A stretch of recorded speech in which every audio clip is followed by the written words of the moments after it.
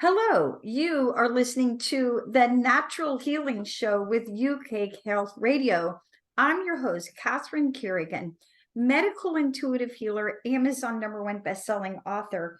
You can find out more about me and my work at catherinecarrigan.com and unlimitedenergynow.com. While you're there, definitely sign up for my newsletter so you can learn even more about how you can heal yourself naturally. Now, our guest today is Catherine Duncan. Catherine Duncan has been a chaplain for a trauma hospital, a hospice chaplain, and she is now the author of the new book, Everyday Awakening. And you can find out more about Catherine Duncan and her wonderful work at her website, learningtolive.org. Welcome, Catherine Duncan. Thank you for having me today. So, Catherine Duncan, what led you to write Everyday Awakening? Well, it first started, I had a vision of my book about 10 years ago. I saw the book. I told my then younger children and my husband I was writing a book, and they said, "Oh, great." And then at the beginning, as the pandemic started, I just got a nudging that I just started seeing it. I started seeing the chapters. I started seeing it coming together, and I just dived in writing. And here we are. But I would say it was years of being a chaplain, and now in my private practice, hearing again and again and again that people are wanting more. People just are searching, wanting to find more peace and ease. And I have 5 practices I've lived organically through my life. And that was the impetus to starting my book. So the word awakening means different things to different people. Mm-hmm. And in my 10th book, Reading the Soul, one of the things that I talk about is where a person is on their soul journey, right? Are you unconscious, which means you're here, but you don't really realize you're a soul? Awakening to me means you're waking up to the fact that you are a soul and you have a soul purpose. And then conscious means I realize that I'm a soul and that I'm embodying and living out my soul purpose. So what does awakening mean to you? Yeah, in my book, Everyday Awakening, the subtitle is 5 practices for living fully, feeling deeply, and coming into your heart and soul. So it's just what you're talking about. How can you move out of your busy, fast chattering mind into your heart, into your soul, into your essence? I mean, that is our essence, our soul. Can that be your anchor? And that is where, when you're living in your heart, your soul, where we feel the deep peace and ease and aliveness, it's there. So it's learning how to find that within yourself and live from that deep peace and grounding, and have that be your anchor every day. Interesting. Now, you say that you have faced death twice. What happened, and how has that informed your life? When I was 10 years old and I was just turning 11, I was diagnosed with a very rare childhood cancer. The doctors told my parents, I didn't learn this till later, that I was given a 20% chance to live.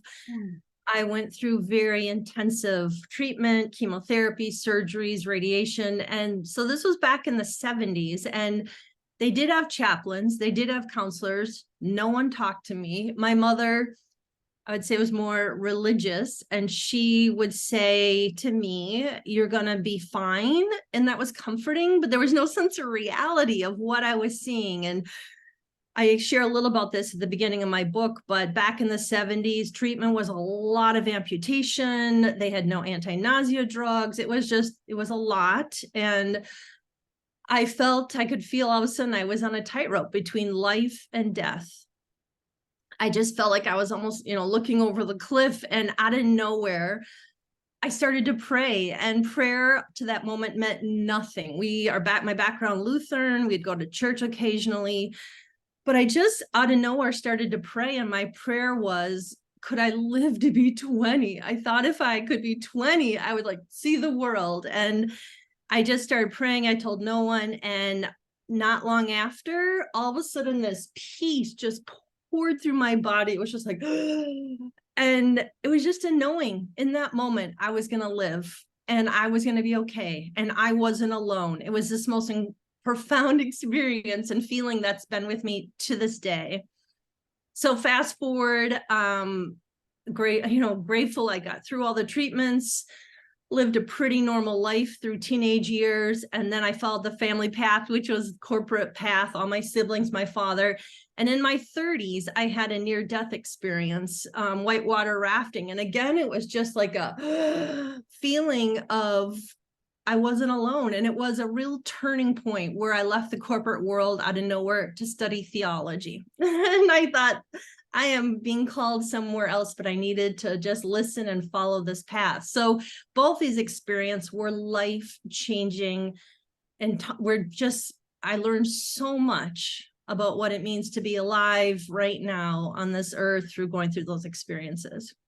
So in your book, Everyday Awakening, you talk about 5 practices to awaken your soul. So I think you and I both agree that awakening means to realize that you're a soul and that you're a soul with a body in this lifetime. It's about awakening to the fact that you're a soul. Will you outline for us what are the 5 practices that you feel help us to wake up to the fact that we're a soul? Yep, they start with come back to the present moment. If the very first practice is you have to come into just this moment. Life is not in our mind. When we're in our mind, we're in the past, the future, we're not even here. So I start with come back to the present moment. The second is connect with something greater. The third is grow your trust. The fourth is embody love.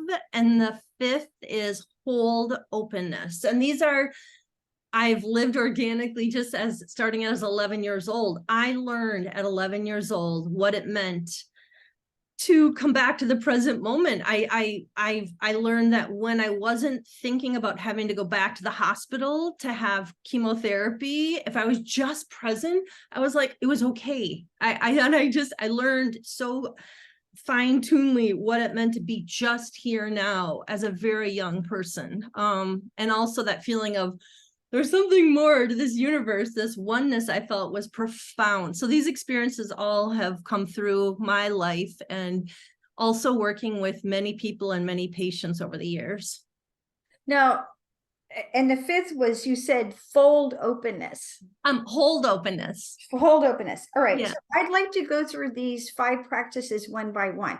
So I think it's quite interesting that your first is about being in the present moment. Just yesterday, I did a healing with a client who's been in horrific pain, and she's on serious prescription pain medication.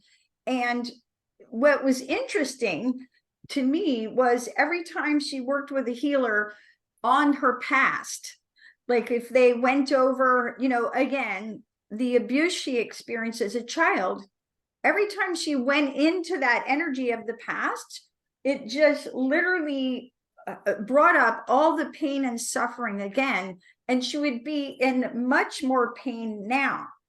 So what I did yesterday was I did a healing with her to pull her energy out of the past into the present. And so many of us, especially people who've experienced horrific events like you have, like being really sick when you're 10 years old, or somebody who's been abused when they were a child, it's easy to go back into that energy. But what we have to realize, and sometimes we do need to go back into that energy for therapeutic purposes, but when you live there, when your energy is mostly there, you're going to be re-traumatizing yourself and re-experiencing the pain and suffering on a moment-to-moment basis. Whereas if we can actually pull ourselves into the present moment, now we can go, okay, I'm alive. Maybe there's things that I can feel grateful for. Maybe there's things that I can even feel good about, right? I can feel good in my body. I can feel good about where I am in my life. What are some practices that you feel help people pull their energy into the present moment? So there's a lot of books out there, a lot of writing, live in the present moment, come back to the present moment, which is fabulous. I mean, I'm a ginormous fan of Eckhart Tolle. I think he's absolutely amazing. What I offer in my book is 42 exercises. How do you do it? How do you do it? It's one thing to say, embody more love or share and hold more openness, but how do you do it? So come back to the present moment. I agree with you. It's about how can you cultivate more sense of presence, more being here now versus living when we're in our mind, we're in the past, we're in the future, but really what we are is that witnessing presence, that awareness behind. We can watch what we think, what we feel. So can we just tune into that, just that presence, that oneness right now behind all that? And just a comment about what you just shared, cultivating present moment. And it's a fine line about, yes, the path through healing is feeling your feelings. It's critical, but to go back and keep cultivating the past, can it more be an organic flow of when you're in the present and things get stimulated, letting them flow through then? I mean, there's a fine line of how much I think after you've worked through a lot of trauma, how much do you dwell in the past or just live now and then process the emotions when they come through in that moment? But so in my book, in this chapter, just exercises like breathing, meditation, mindfulness. So right now in this moment, can you feel there's so many ways to do breathing, but can you feel your breath coming in, the coolness of the air coming in over your nostrils, and the warmth as you breathe out? Can you feel your lower belly expand on the in-breath and recede on the out-breath? Can you feel another moment of can you feel your hands? Whatever you feel, your hands, your fingers, the energy moving in your hands. When you do that, your mind stops. You can't do both at the same time. So I just give a range of practices to try to feel what it feels like to be here now, including mindfulness.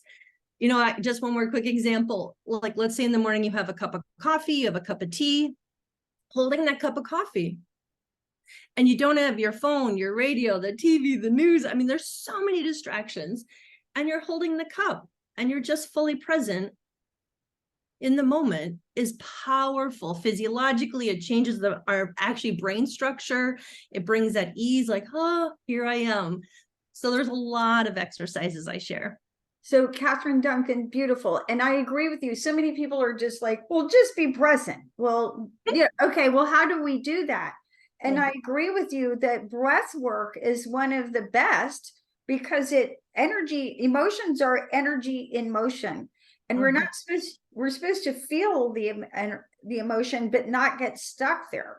So when you breathe through things, you can feel the energy and let it go. Yep. It's helpful also to tell, and you mention it, I'll say it more precisely. Your mind can either think or feel. Your mind can either think or feel. You can't do both at the same time. So as we move into a feeling place, it helps you to bring your energy into the present moment. Even when people are experiencing intense pain, one of the things that you can do is go deeper and deeper into the pain.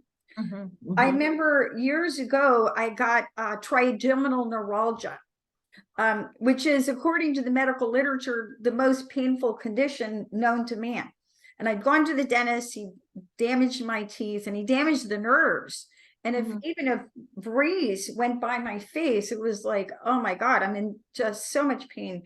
So it really taught me about dealing with pain. And one of the practices when we are feeling pain is to actually bring your awareness deeper into it, right?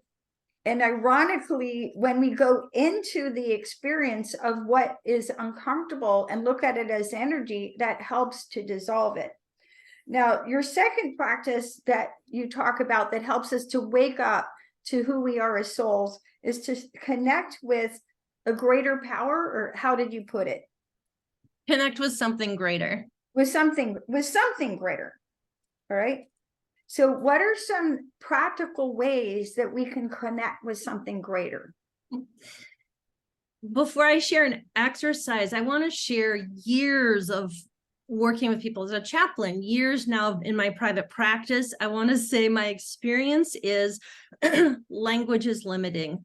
And that's the confusing piece around connecting with what is that? Some people, something greater. Some people may call it God, Allah, Brahman, universe, higher consciousness, true nature, essence, energy. I mean, the longer I've been on my path, the more I'm just so appreciative of just the breadth of language. And there's not one set right way or right language or right path, but can you open into that, your true nature, that sense of deep connection of oneness in your being? And what is that for you? And I really help people, everyone I work with, and in my book, talk about what is that for you? What does that feel like within yourself? So one exercise, this is something I do every day.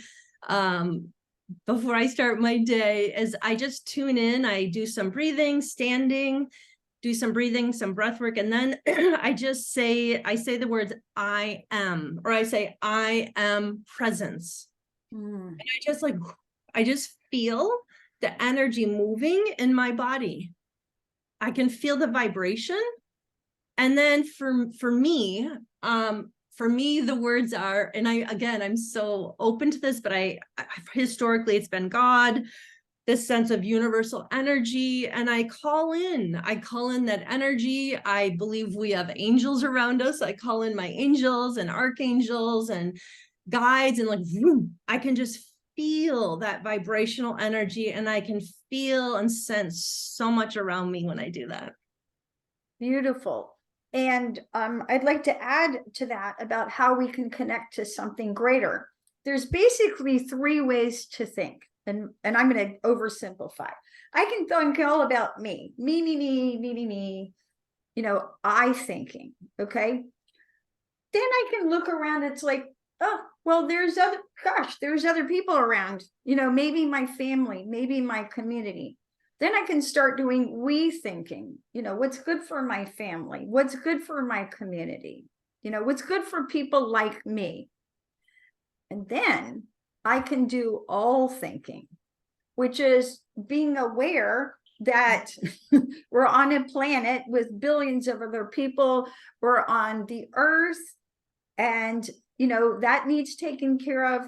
And so when I do all thinking, it does help me connect to something greater, right? And it helps me actually act more responsibly. I can think about what's in my interest and what do I want, what do I need. I can think about my family, what they want, what they need. And then I can think about, how can I contribute to the greater good? And in my view, there's 3 ways to be happy in life: physical pleasure, soul satisfaction, and life meaning. And the only way you really get to life meaning is by doing all thinking. So it's like, what's the bigger picture? How can I contribute to the higher good? How does even my suffering and what I'm going through enlighten and contribute to the higher good? And and I think it's a lifelong journey for all of us, including me. I mean, all of us. And that is, can you grow that sense, that anchor of that sense of we're connected, we're all connected, that deep energy, that oneness? Because our day-to-day life, yes, we use our mind for our work and connecting and scheduling, and that's part of life, of course. But when you're in your mind, when you're in the world, there's so much energy, so much, also, I think, fear and division. And when you can take a break and come in and feel that oneness, it's like, there's just a feeling like all is well in this moment. It's okay. And growing that. And with that, let's take a break and listen to a message from one of our commercial sponsors here at UK Health Radio. You're listening to the Natural Healing Show. I'm Catherine Carrigan, medical intuitive healer. Our guest today is Catherine Duncan, author of Everyday Awakening. We'll be right back.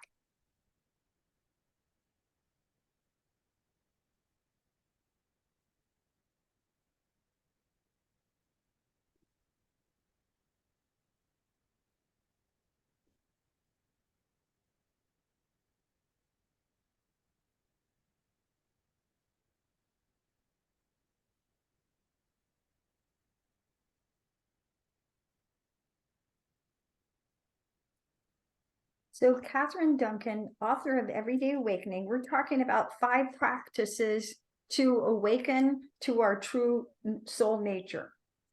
The third one you mentioned is trust. What does trust actually mean to you? Again, with this chapter, I'm a huge reader. I've read hundreds and I keep reading hundreds of books, but so for so many years, you say, I hear books, I hear people say, trust. Well, how do you trust? And they don't tell you how to trust. I thought I really pushed myself. What does it mean to trust? And here's what I think it means to trust.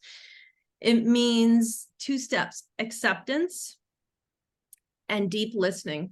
So when I say acceptance, it takes from the first practice, come back to the present moment. Can you, again, come back to the present moment with all it is, the good, the bad? A lot goes on in our lives, right? But can you come back to the moment and accept fully, just here and now, what is happening just in this moment right now? Because when you can accept what is happening, and this takes strength and courage and practice, this is not always easy, right? Especially when we're going through difficult times. But accepting the moment for what it is in this moment right now, when we can do that, then we can hear, we can listen, we can hear where we're being guided. And I have found through my life and the range of experiences I've lived through, when I can accept the moment and I can hear and listen in, I get so much guidance, and I can feel that there's a plan. It's unfolding. I feel a sense of trust. That I just strongly believe that is how we can truly grow, learning how to trust in the moment and through each day. Great explanation. I'd like to add to that, I feel a synonym for trust is allowing. So I'm allowing you to be you. I'm allowing life to unfold. I'm allowing the divine energy to move through me, even if I don't quite understand it with my mind, right? So the opposite of allowing is trying to control, and we try and control everything with our mind. It's like, I got to make sure, And so I would say that, again, trust, a synonym for trust is allowing everyone to be as it is, allowing the divine presence to be what it is, and allowing the divine energy to flow through you. And when I talk to my clients about trust, I say the only person you ever really have to trust is yourself. And so you don't actually have to trust other people, right? And the analogy that I give a lot is I say, you maybe trust me to do healing work with you, but you would never trust me to hang your wallpaper. You'd be like, that she's just not good at that, right? That's just not what I'm here to do. So as you learn to trust yourself, then you can trust your own inner knowing about, who do I place my faith in about what particular subject, right? Absolutely. So what practices can you recommend that help people to build their sense of trust? I want to share one quick story of how I experienced this, and then an exercise. 8 years ago, my husband, completely healthy, really athletic, he collapsed. Next thing you know, he's in the hospital. He was in the ICU. They were trying to figure out, his heart and how to keep it going. They actually ended up having to put a external pacemaker on the side of his neck, outside his neck, to keep his heart going. And it was just, you can only imagine, it was a lot. And here in my practice, I teach breathing and meditating. And I was just like, I wanted to scream. It was scary. It was a lot. And I remember in the middle of this, I took a break and I went out at the hospital. They had a little balcony area where you could sit outside. I took a break because I thought I need to just come back into my body right now, because my mind was going 100 miles an hour. And just how could I just calm myself, regulate my body? And I sat down on a bench, and actually one of my closest girlfriends, called me, and together we just breathed. We were just like, I breathed.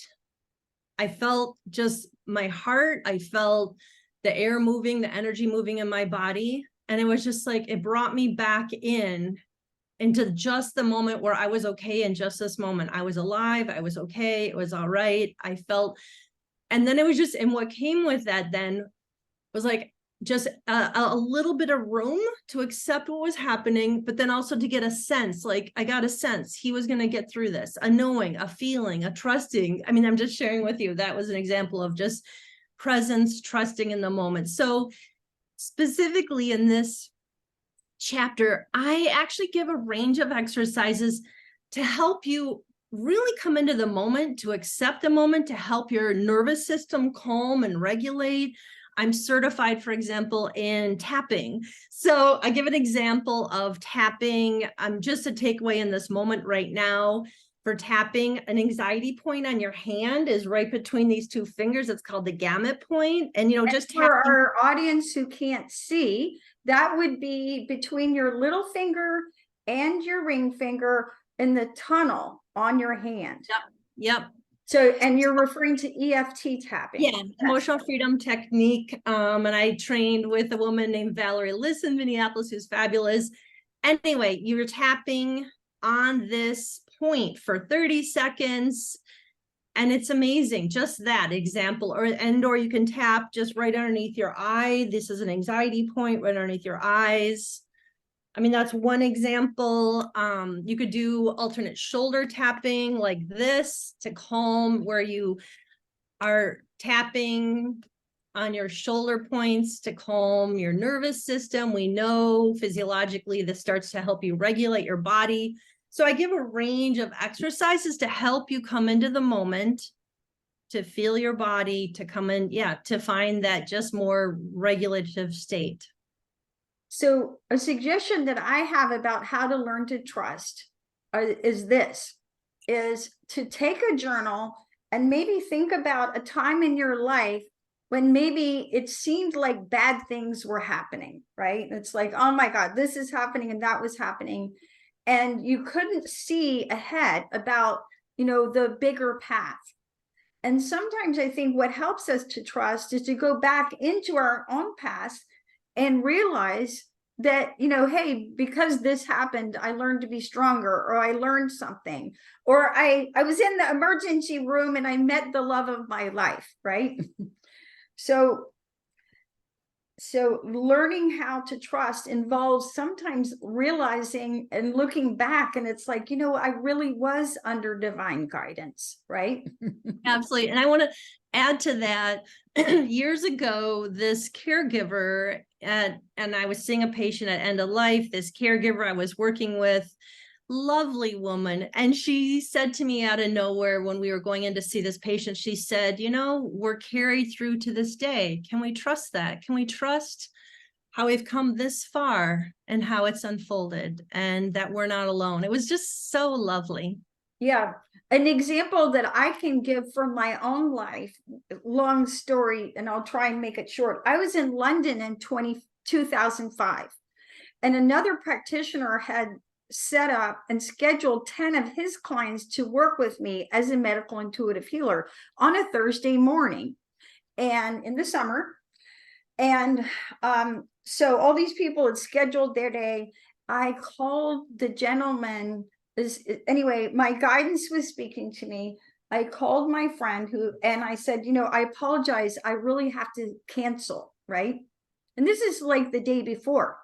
So everybody, I'm sure, was super upset with me until terrorists blew up the subway.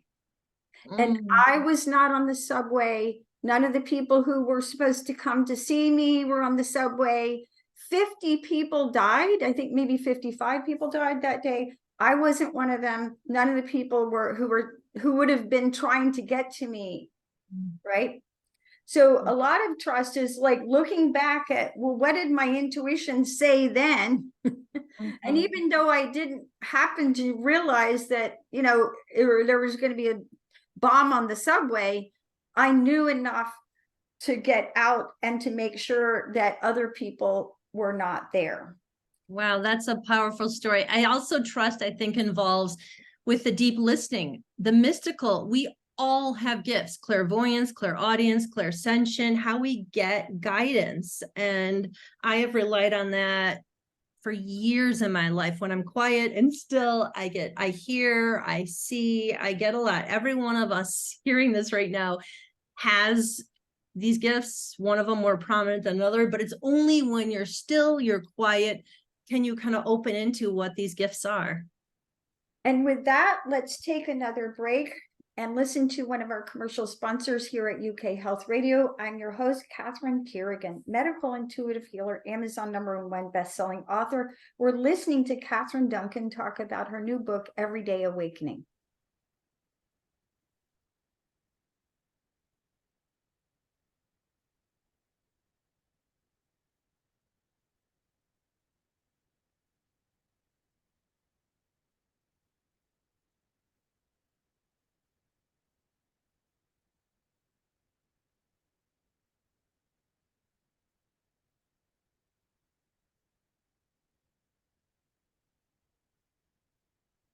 Catherine Duncan, in your book, Everyday Awakening, you talk about 5 practices to awaken to our true soul nature. One of these is embodying love. What do you mean by embodying love, and how can we go about doing that? I would say this is, of all the 5 practices, also one of the core practices of our essence is love. I think we are love. I think the reason we're here on this earth is to learn to love. I think when we leave this earth, we take with us our ability to love. So in every moment, it goes back to way back to the Marianne Williamson days, her return to love. Are you choosing love? Are you choosing fear? How are you embodying and growing love? And it starts with each one of us choosing to embody and grow love. And it starts with ourselves, self-love. We can't truly, and I believe I'm a huge fan over the years of Louise Hay and her, distillation of all her work. I believe it. It just, you can't truly love another till you love yourself. So my book and this practice, Embody Love, how do you grow love in your heart and soul? How do you grow that love? How do you grow that feeling of love in your being? And I share practices to do this. That are really important. And just, I'll jump in. So practices, here's a practice that I did, 20 some years ago. I remember I grew up in a family, a more corporate family. We did not discuss feelings. I didn't hear I love you much. I didn't hear love. And I got to a point where like, I want to feel more. I want to feel, and I want to feel love. And actually, it's called mirror work. It works, so just, this is one of many practices in this chapter. Looking in the mirror and saying, I love you. You say 3 sentences. I love you. I really love you. And then the third is, I really love you, and put your name in, first name, full name, whatever. And you do this 10 times, and you do it every day for a month. And I coach people on doing this. Some people are like, I can't look at myself, and that's fine. You kind of live into it. But I did this as an experiment myself. It was about 25 years ago. And at the end of the month, doing it every single day, I was like, I felt this flutter in my heart. I was like, oh, right, I've been working on this. I love you. I love you. And it really, truly worked, because you're telling yourself, but you're telling your subconscious mind, I love you, and starting to grow that love. So I think mirror work is a powerful practice. That's one of the practices in that chapter. That's a great exercise. I love that.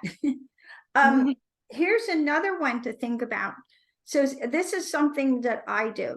So when we wake up in the morning, okay, however you are, what you're feeling, what you're thinking, that literally sets your vibration for the whole day.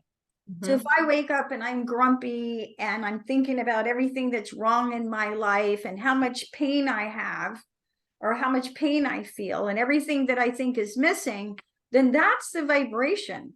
And whatever, one of the things we know in natural healing is whatever you put out is what you receive. So if I was vibrating lack, pain, suffering, that's what I'm going to experience all day.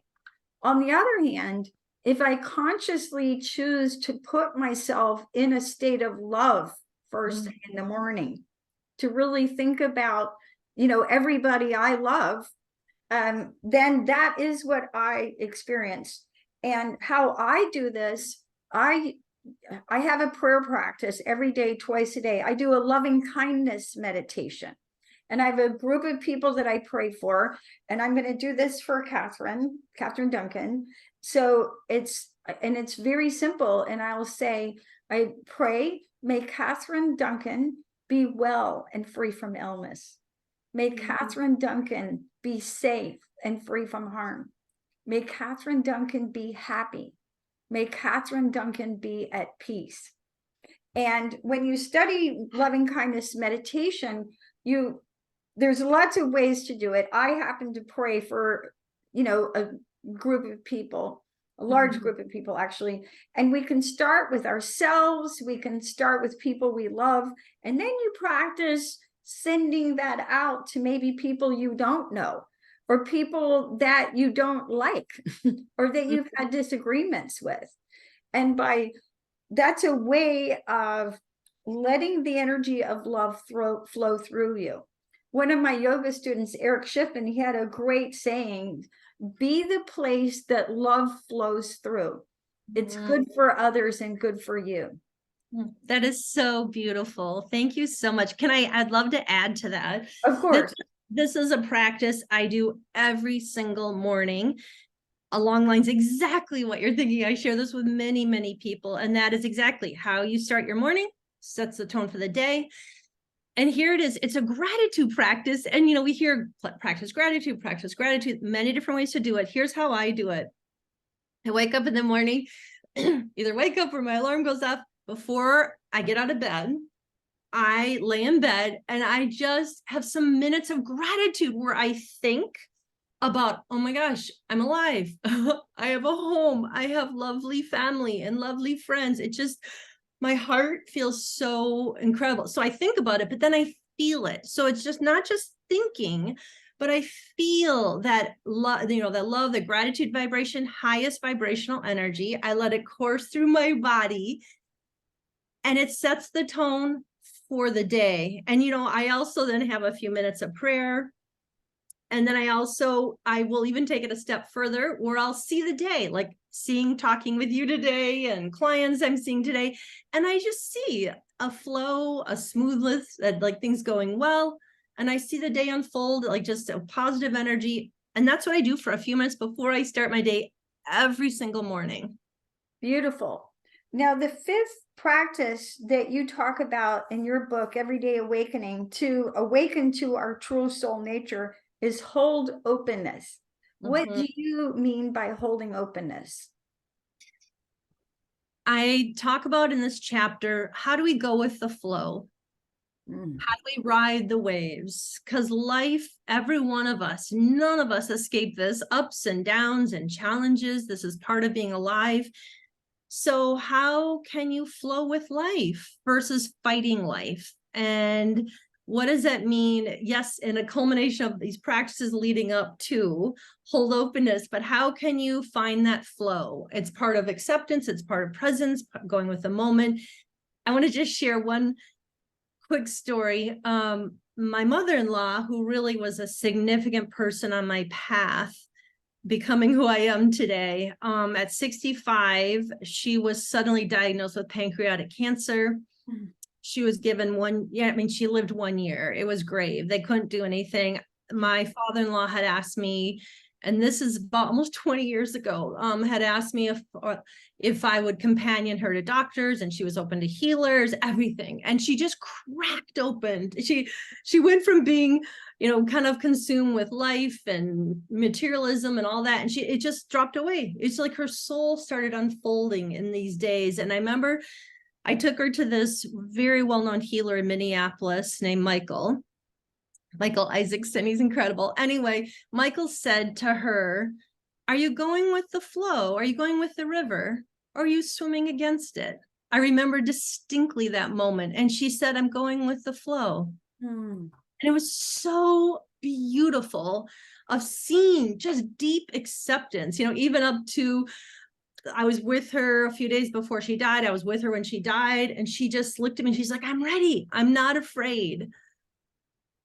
It was just this a deep acceptance of the flow. And that was a significant learning. And from that, I was like, maybe I'll be a chaplain. It was a turning point for me. So can you flow with life? Again, it takes practice. It takes courage. It takes a consciousness where, what am I choosing, or what am I subconsciously not choosing? Exercises. I'm trained in Qigong. I have Qigong, like how do you do bouncing, shaking, exercises? How do you work with energy? I think I'm a huge believer, and I do this every single day in my life, is how I work with energy. I'm very empathic. I'm very sensitive. I get a lot, which is a gift, but I've learned how to work with it. How much energy do I take in? How much do I not take in? Even like that ratio, I'll just tell you a quick snippet. Sensing, feeling. How much are you sensing of the energy or feeling? When we feel and take in everything around us, it can overwhelm our nervous system, overwhelm our being. So I switch that ratio to, I'm sensing 70, 80% everything around me, but I'm only feeling 10, 20, 30. So I'm regulated. I mean, and I talk about in my book some ways to work with energy. For example, to find your grounding, your spaciousness every day. Beautiful. I'd like to add, because we're talking about holding openness. And so here's what I have to add to your beautiful stories, is understanding human needs.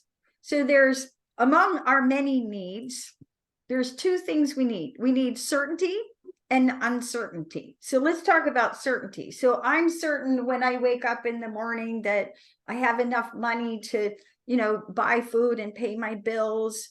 I'm certain that I can meet my survival needs. Okay. And however, and again, when we try to control everything with our mind, and we want everything to be just so, and all the details in my life have to be just so, and other people have to act a certain way, okay? Because if they don't, I might be not okay, right? So when we get too much into certainty, we forget that we also need uncertainty. So it's about, one way to be open is to recognize that you as a human being actually need uncertainty. If everything was the same all the time, you would be bored out of your mind. And your soul really wouldn't actually grow. It's like, try eating the same thing every day in and day out. It's like why there's restaurants, because people need uncertainty, right? And why people go on vacations, because they need to see a different part of the planet. So when we recognize our own need of uncertainty, then you hold the space for, like, maybe I need a different way of looking at this. Maybe I am right. Most of us think that we're right, but maybe there is another way of thinking about this. I love that. And I think that opens the door, just even when you go somewhere new, or you go to a new restaurant, or you go travel, there's an opening for something new, a sense of like, a sense of wonder, a sense of like, just in that moment, I think that sense of deep aliveness that I talk about in my book, every one of us, we experience it. If all of a sudden you hear the wind, rustling in the trees, or the sunset over a lake, and there's a moment of like, that we can experience, that is when we feel our soul shining through. And that's how we can experience, I think, when we go to have new experiences, it opens the door for that. Okay, so here's a question for you, Catherine Duncan, author of Everyday Awakening, because you and I, we started this interview by talking about what is awakening. And I think we both agreed that awakening means awakening to the fact that you are a soul having a human experience. Then we talked about your 5 beautiful practices to awaken to your true soul nature. So here's my question for you. What actually happens to us as people when we do awaken to our true soul nature? Wonderful question. I think when we really awaken to the depth of our soul, the sense of oneness, we feel this vibrant aliveness, like, here I am, just like you can feel that coursing energy, that aliveness, the sense of, I think, what people are searching for right now. We're a loneliness epidemic in the United States. 1 out of 2 people are lonely. People are searching. They're searching, I think, as we've come out of this pandemic where we were all dysregulated. Every one of us endured grief. People, I think, are searching for some peace, some ease, some joy, some like, just that expansive feeling. That's it. And that's where you find it. It's not found in our mind. It's not. It's when we can come into our heart, our soul, feel that vibration, that energy, and every single one of us can experience that right now, today. I'll just tell you, I was with hundreds and hundreds and hundreds of people as they took their last breath as a chaplain, as a hospice chaplain. And I'll tell you, I saw this so many times where within hours, right before someone died, there was this like there was a sense of like, this is what it is to be alive, and they get it and they understand it, and then they die. And my point is, like, can we feel that now? We can. You don't have to wait till you're in a crisis. You don't have to wait till something really, happens that's so challenging, or you're at the end of life. You can feel it now, and it's a choice. And every one of us right now is choosing. You're choosing to be open and grow and feel more, or you're subconsciously choosing not to. And it's a choice we are making all day, every day. Wow. And first of all, Catherine Duncan, thank you so much for your service as a hospice chaplain. I always feel the hospice people are actual for real saints to do what they do. It's a calling. Definitely a calling. Yeah, it was a calling. Yeah, what Very a story. different. And I would summarize it by saying, when we awaken to our true soul nature, I would just use one word, which is happiness. Yep. Right? Yep. Happiness, joy. Happiness. So Catherine Duncan, any final thoughts for our audience? I would just invite anyone who's listening to this to just tune in, be mindful. How are you living your life? What are you choosing? Can you even take the step today to tune into what is life-giving in your life? Are you leaning into what's life-giving? That is guidance. What is life-giving? What's not life-giving? And, can there be a little bit of opening to how you're choosing to live your life each day, and know that there really is peace and ease and joy? That is our natural state. That's what our how we're called to live. And what are you choosing? Beautiful message. You've been listening to the Natural Healing Show for UK Health Radio. I'm your host, Catherine Carrigan, medical intuitive healer, Amazon #1 bestselling author. You can find out more about me and my work at catherinecarrigan.com and unlimitedenergynow.com. While you're there, definitely sign up for my newsletter so you can learn even more about how you can heal yourself naturally. Our guest today has been Catherine Duncan, author of Everyday Awakening. And you can learn more about Catherine Duncan and her wonderful work at her website, learningtolive.org. And remember, when you awaken to your true soul nature, you heal yourself naturally and you experience happiness here on earth. Thank you so much for listening, and we'll see you next time.